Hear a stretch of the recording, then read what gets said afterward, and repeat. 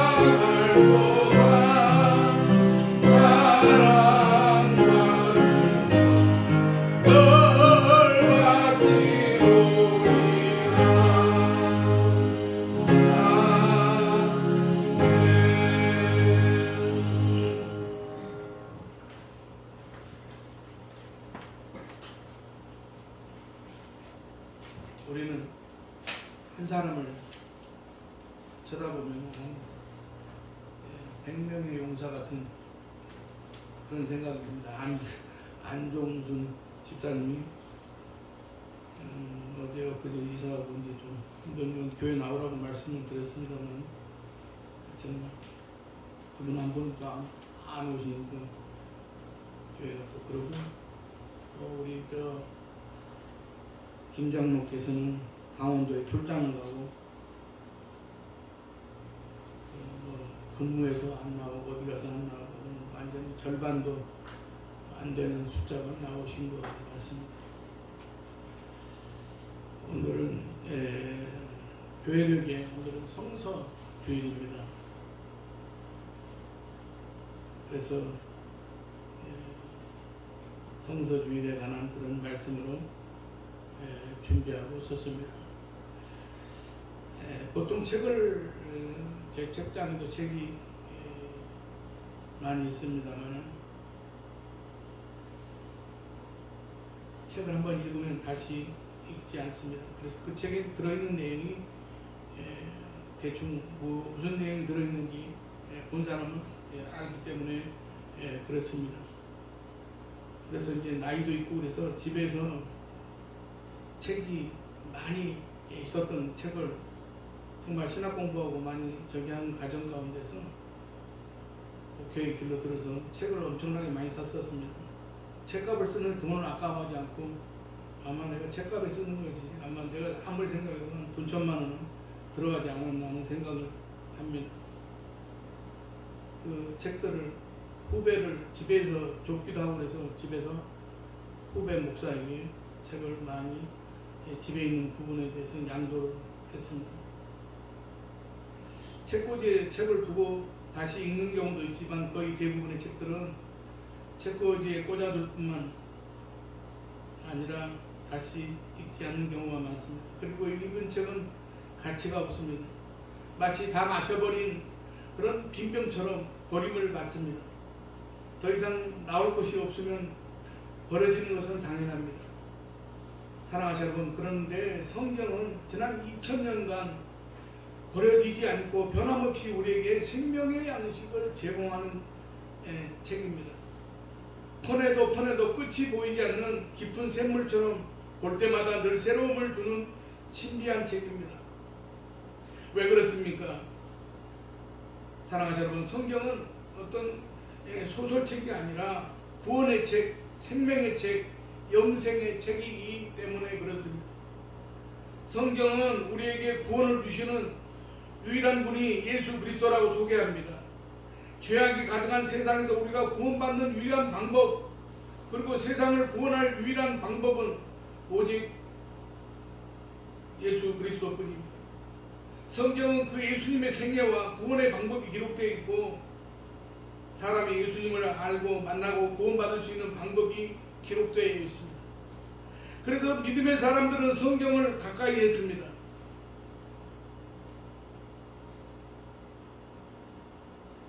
옛날에 마흔이 배우지 못한 그런 저희 외할아버지가 보니까 성경을 필사를 하시고 그렇게 하는 것을 보았습니다. 성경을 창세기 1장부터 요한계시록 마지막까지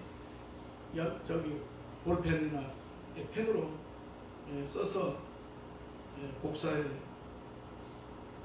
가면서 성경을 보시는 것을 보았습니다. 오늘 본문은 성경이 어떤 책인지를 설명합니다. 그렇다면 성경 즉 하나님의 말씀은 어떤 책이겠습니까? 첫 번째로 성경은 살아있는 하나님의 말씀이라고 합니다. 살아있는 말씀이란 어떤 의미가 되겠습니까? 하나님의 말씀은 사람들에게 영향력을 미쳐서 사람들의 삶과 인생과 가치관을 바꿀 수 있다는 그런 뜻입니다. 어떤 책은 사람들의 삶에 아무런 영향력을 끼치지 못하는 책이 있습니다. 악한 영향을 미치는 책도 있습니다. 그런 책은 죽은 책입니다. 그러나 성경은 성경을 가까이 하는 사람들에게 영향력을 끼칩니다. 그래서 삶의 변화가 일어나게 하고 가치관이 바뀌어지게 합니다. 우리가 가지고 있는 성경은 모두 66권인데 성경의 첫 책인 창세기는 모세가 주전 1450년경에 기록했습니다. 그리고 마지막 책 요한계시록은 사도 요한이 주 100년경에 기록했습니다. 그러니까 시간상으로 맨 처음의 책과 마지막 책 사이에 1600년의 그런 시간 차이가 납니다. 물론 창세기와 요한계시록은 64권의 책이 있습니다. 그러니까 66권 성경 모두 1600년간에 걸쳐서 기록되었는데 기록자는 모두 40명 정도입니다. 시험에 나오지는 않지만 예수 믿는 사람은 이 정도의 상식은 안 믿는 사람이 물어보면 대답할 수 있어야 됩니다. 성경이 1600년간에 걸쳐서 기록되어 있고 40명의 저자와 그런데 그런 사람들을 다 통해서 저자는 다르지만 주 저자는 하나님이십니다. 그런데 놀라운 것은 그렇게 오랜 동안 여러 사람이 성경을 기록했는데 모든 성경이 예수 그리스도를 증거합니다. 구약은 오실 예수님을, 신약은 오신 예수님과 다시 오실 예수님을 증거합니다. 그리고 더 놀라운 것은 이 성경을 읽고 믿고 행하는 사람마다 하나님의 구원이 임하고 그 사람과 삶과 인생이 달라진다는 데 있습니다. 그러니까 하나님의 말씀이 성경은 살아있는 말씀이라는 것입니다. 누가복음 24장을 보면 글로바라는 사람이 나옵니다. 이 사람은 예수님의 12제자는 아니었지만 예수님을 따랐던 사람입니다. 이 사람은 병을 고치시고 귀신을 쫓아내는 예수님의 모습을 보고 예수님에 대한 기대가 컸습니다. 그 기대는 바로 이스라엘의 회복입니다. 사실 이스라엘은 주전 586년 나라가 망한 이후에 여러 번의 독립운동이 일어났지만 예수님 당시까지 나라가 회복되지 못했습니다.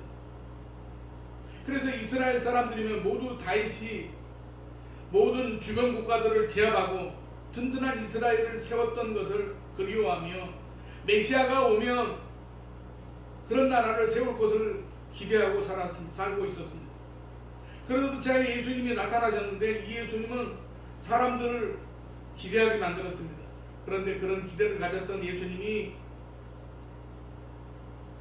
십자가에 못 박혀서 그냥 맥없이 죽고 말았습니다. 그래서 글로바로는 이 사람과 또 한 명의 친구는 실망하여서 죽은 예수님의 이야기를 하면서 엠마오로 내려가고 있었습니다. 그런데 엠마오로 가는데 어떤 사람이 동행을 하더니 이런 말을 합니다. 누가복음 24장 25절에서 27절입니다. 이르시되 미련하고 선지자들이 말한 모든 것을 마음에 더디 믿는 자들이여 그리스도가 이런 고난을 받고 자기의 영광에 들어가야 할 것이 아니냐 하시고 이에 모세와 모든 선지자의 글로 시작하여 모든 성경에 쓴 바 자기에 관한 것을 자세히 설명하시니라. 사랑하시는 여러분, 옆에 같이 동행을 하던 이분이 설명한 것은 성경입니다. 성경에 기록된 예수님의 이야기입니다. 그런데 글로바가 성경의 그런 말을 들으면서 마음이 뜨거워졌습니다. 물론 동행하고 말씀을 들려주신 분은 예수님이셨습니다. 그런데 낙심하고 실망하니까 그 예수님이 눈에 들어오지 않았습니다. 그런데 예수님이 말씀을 가르쳐 주시니 그 말씀이 마음에 역사를 합니다. 말씀이 그들의 눈을 열고 마음을 열게 했습니다. 그래서 예수님을 보게 됩니다. 그리고 그들의 마음에 새 소망이 생겼습니다. 그래서 그들이 어떻게 했습니까? 33절로 35절을 보면 곧 그때로 일어나 예루살렘에 돌아가 보니 11제자 및 그들과 함께한 자들이 모여 있어 말하기를 주께서 과연 살아나시고 시몬에게 보이셨다 하는지라. 두 사람도 길에서 된 일과 예수께서 떡을 떼심으로 자기들에게 알려지신 것을 말하더라 라고 말씀하고 있습니다. 다시 발걸음을 돌려서 예루살렘으로 돌아갑니다. 그리고 예수님을 증거합니다. 사랑하시는 여러분, 하나님의 말씀은 이렇게 나에게 힘을 줍니다. 용기를 주고 소망이 생기게 합니다. 그래서 나의 삶이 변화되게 합니다. 그래서 하나님의 말씀은 살아있는 말씀이라는 것입니다. 사랑하시는 여러분, 그렇다면 우리는 하나님의 말씀을 읽어야 됩니다.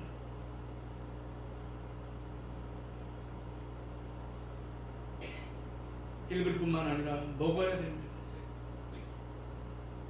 들어야 됩니다. 하나님의 말씀은 살아있는 말씀이기에 읽고 듣기만 해도 믿음이 생기고 자랍니다. 하나님의 구원이 임합니다. 로마서 10장 17절 믿음은 들음에서 나며 들음은 그리스도의 말씀으로 말미암았느니라 라고 말씀합니다. 말씀을 통해서 살아있는 하나님을 체험하시기를 바랍니다.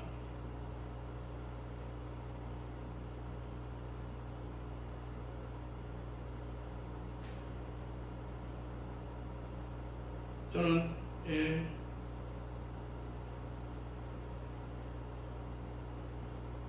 전에 말씀을 읽고 기도하던 가운데 놀라운 그런 하나님의 인도하심과 어루만지심을 체험했던 적이 여러 번 있었습니다.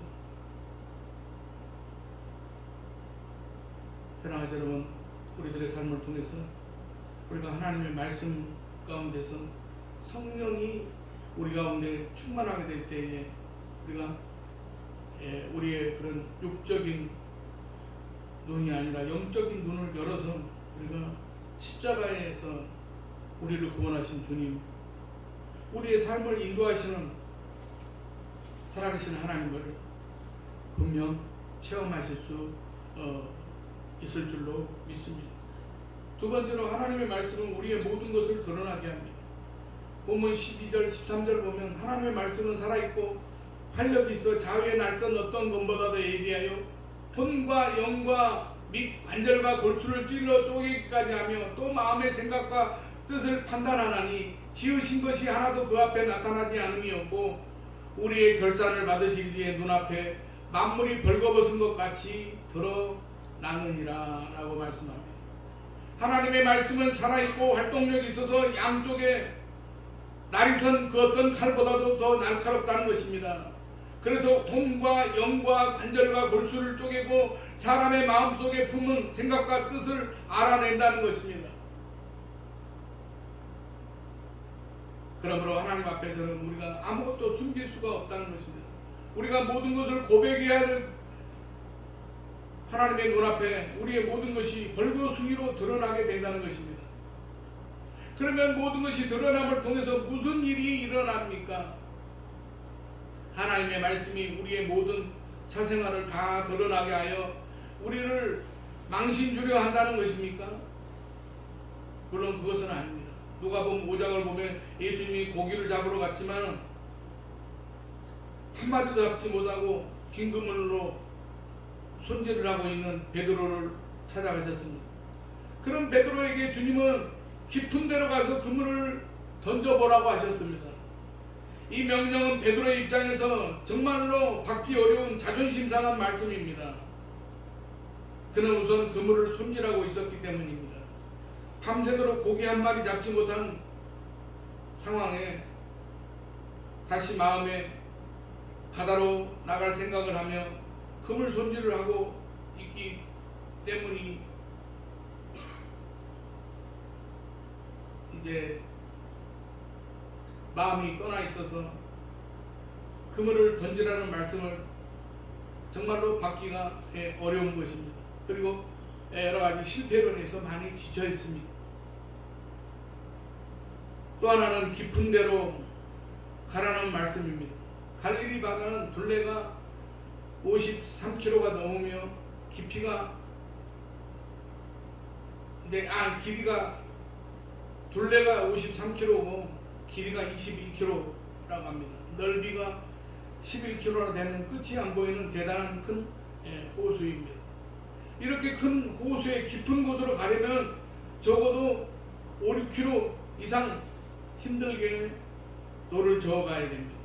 더군다나 물고기는 낮이 되면 수초가 있는 호수 주변이나 아니면 아예 깊은 물 속으로 들어가 버려서 당시 사용하는 그물로는 고기를 잡기가 어려웠습니다. 그러므로 지금 예수님이 이 아침에 깊은 곳으로 가서 그물을 내리라는 명령은 고기 잡는 전문가 베드로의 경험이나 입장에서 말이 안 되는 명령이었던 것입니다. 사랑하는 여러분, 그럼에도 불구하고 베드로는 그 말씀에 순종을 했습니다. 그랬더니 엄청나게 많은 물고기가 잡혔다고 했습니다. 그런데 눈에 들어오는 것은 그렇게 많은 고기를 잡은 베드로의 말입니다. 누가복음 5장 8절입니다. 시몬 베드로가 이를 보고 예수의 무릎 아래에 엎드려 이르되 주여 나를 떠나소서 나는 죄인이로소이다 하니, 아니 고기를 많이 잡은 것하고 죄인인 것하고 무슨 상관이 있습니까? 베드로는 자신이 모든 그런 경험과 지식과 그런 것을 뛰어넘어 계신 이 예수님이 자신의 모든 것을 볼 수 있다는 생각이 든 것입니다.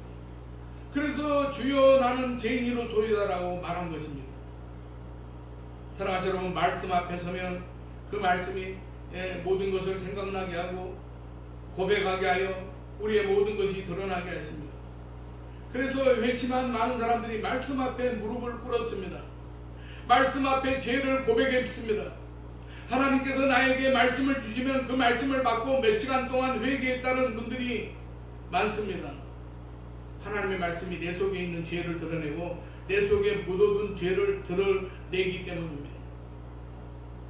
하나님의 말씀은 살아있고 활력있어 자유의 날선 어떤 검보다도 예비하여 혼과 영과 및 관절과 골수를 쪼개기까지 하며 또 마음의 생각과 뜻을 판단하십니다.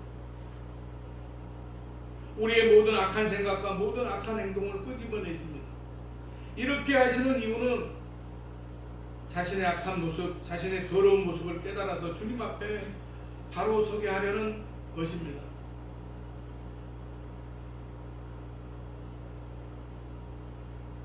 우리가 전도를 할 때 어떤 사람들이 전도하기가 가장 어렵습니까? 자기가 의롭다고 생각하는 사람들입니다. 도덕적이고 준법의식이 강한 그런 사람들입니다. 법 없이 살 수 있다는 사람이라는 평을 듣는 사람들입니다. 이런 사람들은 자신이 죄인이라고 생각하지를 않습니다. 왜 그렇습니까? 자기는 도덕적이기에 지은 죄가 없다고 생각하기 때문입니다. 그러니 죄의 고백이 안 됩니다.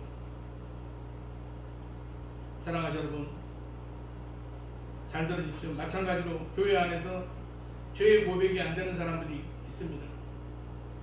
그 사람들은 누구냐면 교회를 오래 다닌 사람들입니다.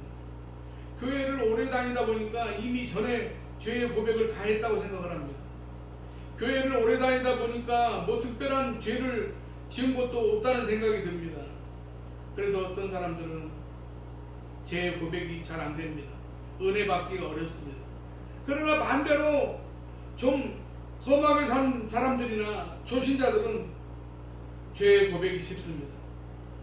지금까지 죄 지은 것들을 용서받고 싶은 생각 때문에 그렇습니다. 그러나 어떤 사람이든지 하나님의 말씀 앞에 바로 서면, 말씀 앞에 자신을 비춰보면 자신의 모든 악함이 생각나고 드러나게 되어 있습니다. 그래서 베드로와 같은 고백이 나오게 되어 있습니다. 그러기에 우리가 은혜를 받으려면 하나님의 말씀 앞에 서야 됩니다.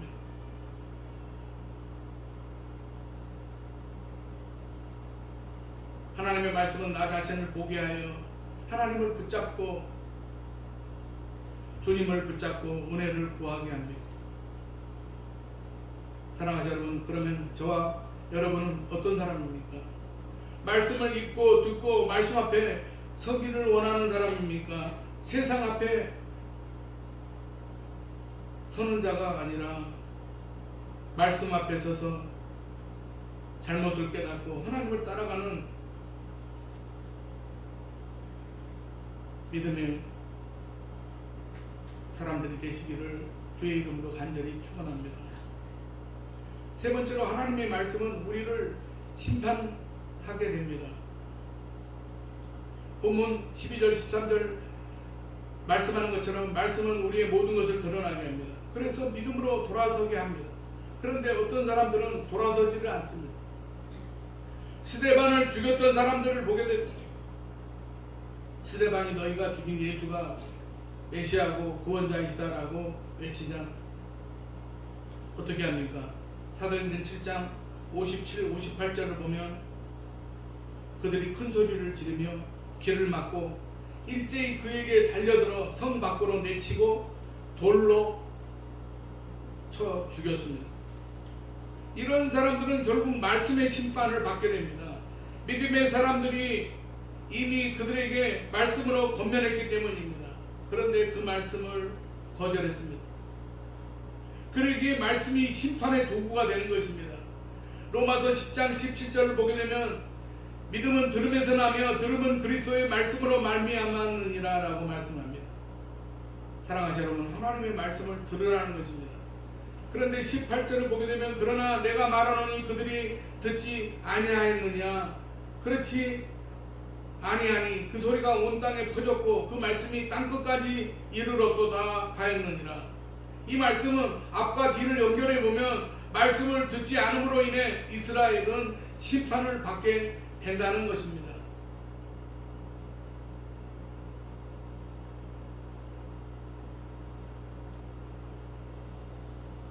사도행전 16장 31절을 보면 주 예수를 믿으라 그리하면 너와 내 집이 구원을 받으리라 라고 합니다. 믿는 자는 구원을 받게 된다는 것입니다. 그러나 반대로 생각해 보게 될 때에 이렇게 권하는데도 믿지 않는 자는 심판을 받게 된다는 것입니다. 이 사실을 요한복음 3장 17, 18절 하나님이 그 아들을 세상에 보내신 것은 세상을 심판하라 하심이 아니요 그로 말미암아 세상이 구원을 받게 하려 하심이라. 그를 믿는 자는 심판을 받지 아니하는 것이요 믿지 아니하는 자는 하나님의 독생자의 이름을 믿지 아니하므로 벌써 심판을 받은 것이니라. 말씀을 믿지 않으면 말씀이 믿지 않는 사람을 심판하는 도구가 된다는 말씀입니다. 오늘날 우리가 사람들에게 예수를 믿으라고 전하는 이유가 무엇입니까? 인간은 이 세상을 살다 죽으면 끝이 아니라 영원히 이어지는 생명이 있기 때문에 그렇습니다. 생명이. 그런데 그 영원한 생명이 영원한 지옥에 떨어지기 때문에 그 영벌에서 구원할 수 있는 길은 그 영생의 길이 오직 예수님께만 있기 때문입니다. 그런데 어떤 사람들은 그 말씀을 듣고 돌아서서 예수를 믿습니다. 그러나 어떤 사람들은 그 말씀을 거부합니다. 그러면 마지막 날에 그 말씀이 심판의 도구가 됩니다. 주님이 내가 왜 나를 믿지 않았느냐라고 물으실 때 할 말이 없습니다. 이렇게 말씀은 심판의 도구가 되고 말씀이 우리를 심판합니다. 그러기에 우리가 할 일은 언제나 하나님의 말씀을 아멘으로 받아들여야 됩니다. 마음에 안 든다고 거부하거나 이것은 누구에게 해당되는 말씀이라고 생각하지 마시기 바랍니다. 다 나에게 주는 하나님의 말씀입니다. 나를 살리는 말씀이고 나를 복되게 하는 말씀입니다. 교회가 할 수 있는 많은 일이 있고 성도가 할 수 있는 많은 선행들이 있습니다. 그러나 무엇보다도 그 기준은 하나님의 말씀입니다. 하나님의 말씀에서 벗어나는 일을 하면 자신의 실적은 될지 모르나 하나님의 영광이 되지는 못합니다. 이제 말씀을 마치고자 합니다. 사랑하는 여러분, 오늘은 우리 한국 교회가 구별하여 지키는 성서 주일입니다.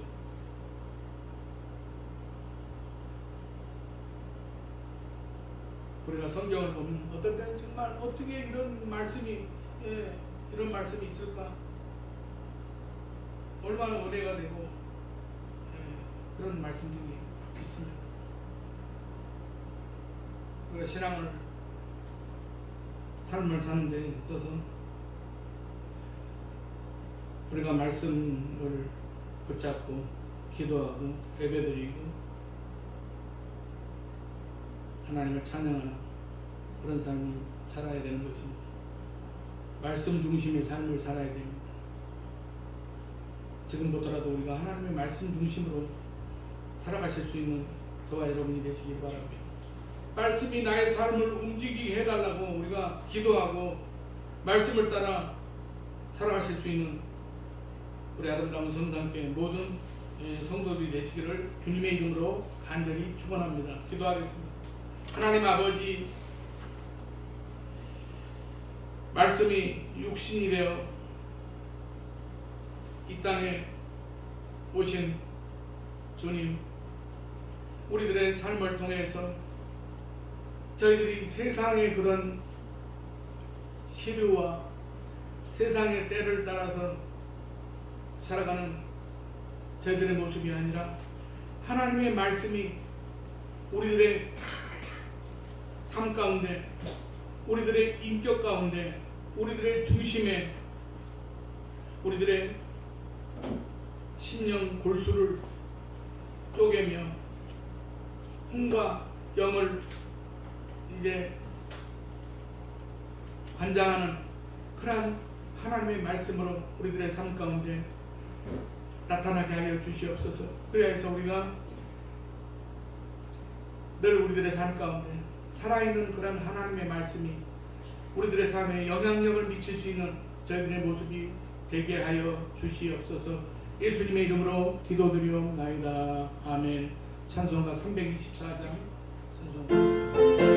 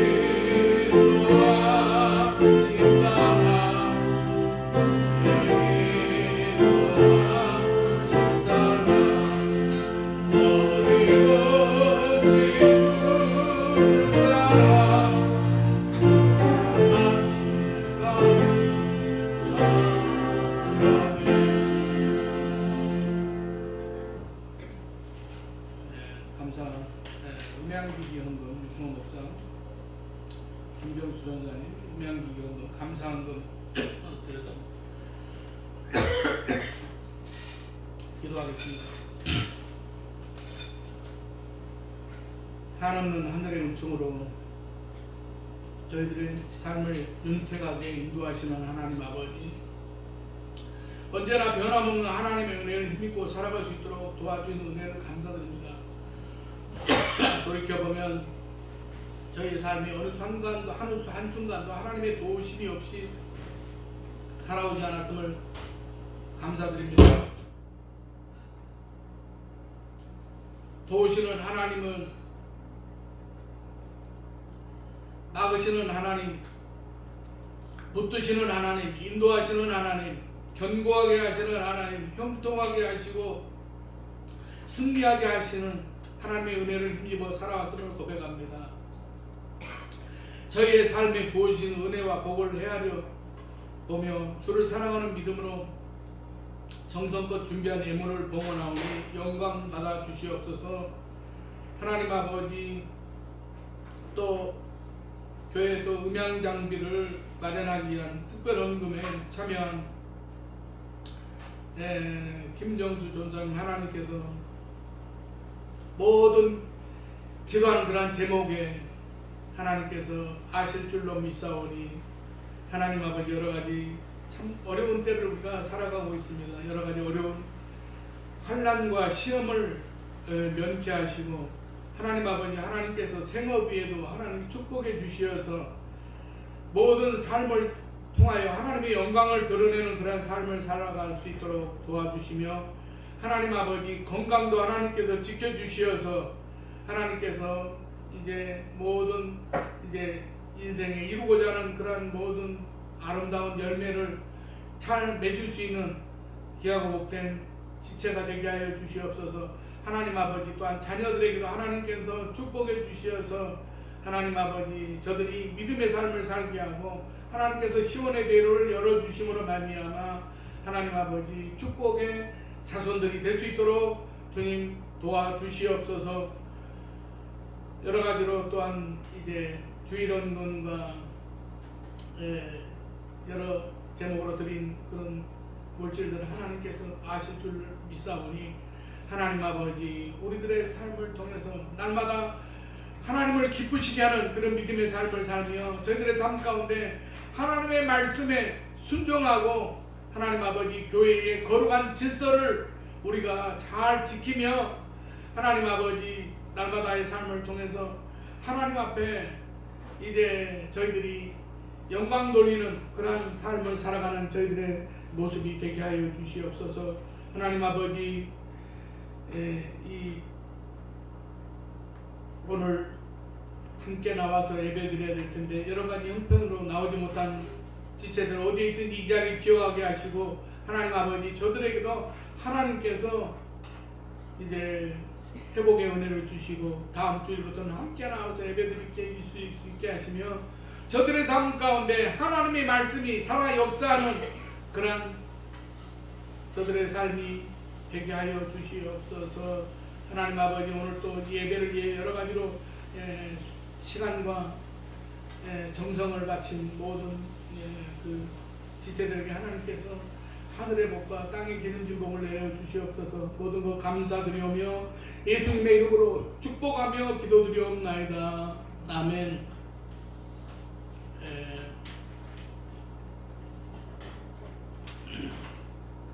광고 한 가지 광고 특별 헌금하는데 다 같이 참여해 주시기 바랍니다. 꼭 적은 물질이라도 꼭 조금씩 같이 참여해서, 그래서 앞으로 이 교체해서 예배드리는데 불안하지 않도록 그렇게 도와주시기 바랍니다. 635장 찬송 부른 다음에 죽도함으로 마치겠습니다.